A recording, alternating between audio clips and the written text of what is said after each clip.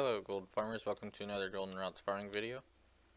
Today we'll be taking a look at the southern part of Maul.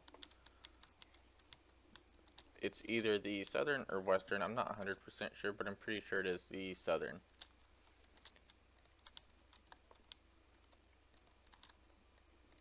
For this guide, I will not be farming the whole instance, rather I will be pulling this room and then the bottom part of this room, and then I will head up to the top and pull the mobs up there as well. Because Wildhead doesn't have Dire Maul in different sections to see all of what transmog items can drop, I farmed this a couple of times and got a few decent transmog items before I was going to go over this. I was a little surprised with one of the transmog items I got, not because of what it was, but because I've actually not had a lot of luck getting them before, and that is one of the Saltstone pieces. If I can find it. I was able to get the Saltstone helm, which on my server it says it's selling for about 5k and it has an average price of about 5.5k.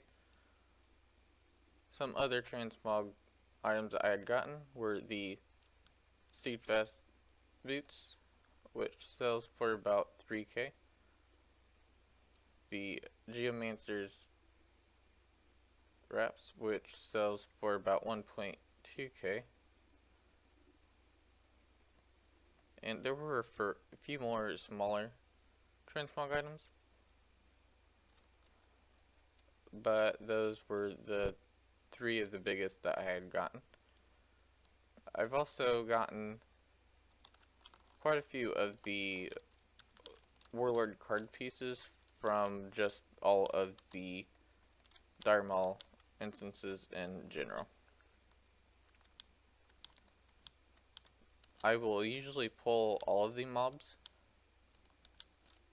before I loot, but because I saw that chest, I decided that I'd go ahead and pick it up.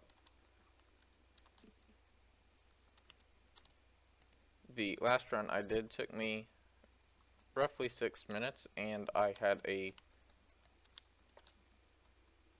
item value of about 12k, which was fairly nice considering my first run I only got a item value of about 3k. So far this dungeon seems to differ in the amount of gold you can make for each run.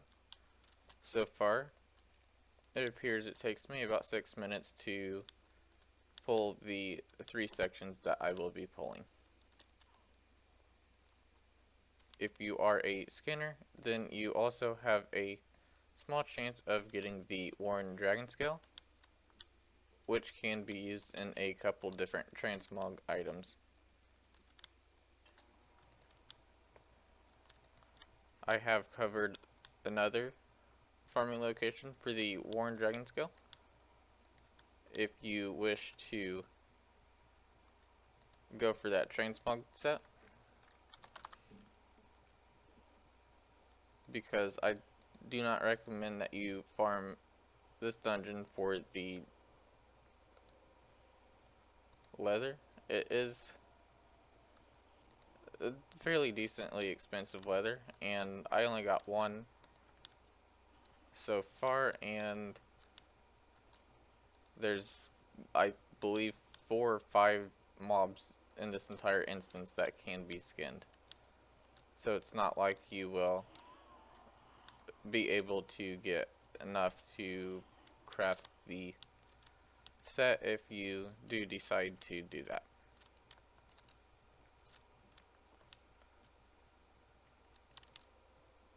The Warren Dragon Scale has an average market value of almost 400 gold, which I have sold a decent amount of these for, I believe it was 250 gold a piece.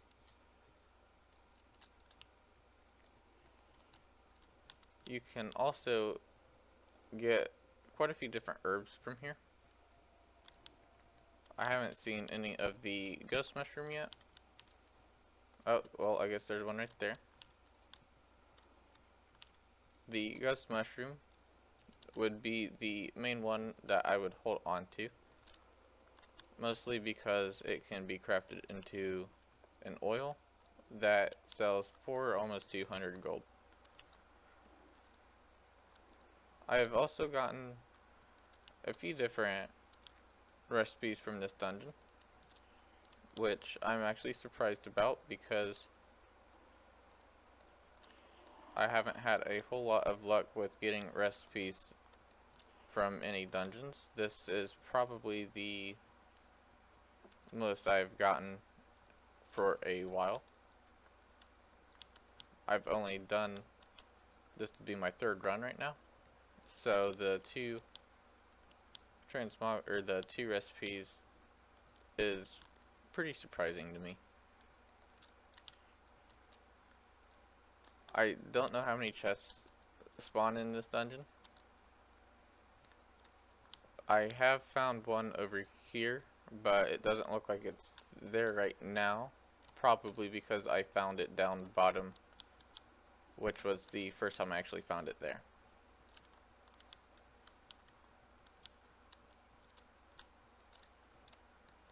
As you can see, so far I've gotten about 3k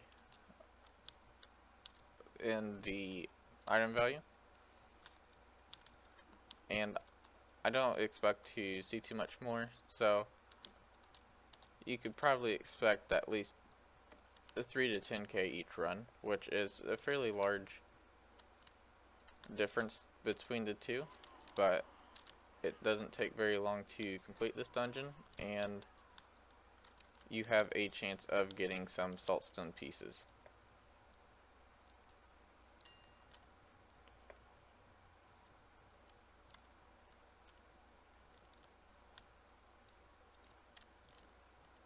Once you complete the dungeon,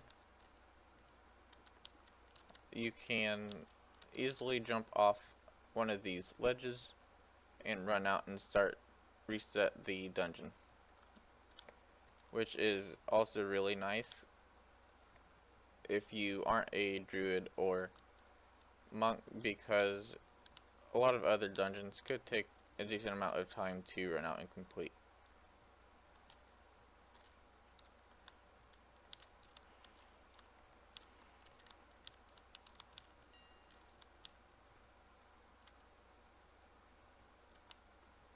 That is all for this guide.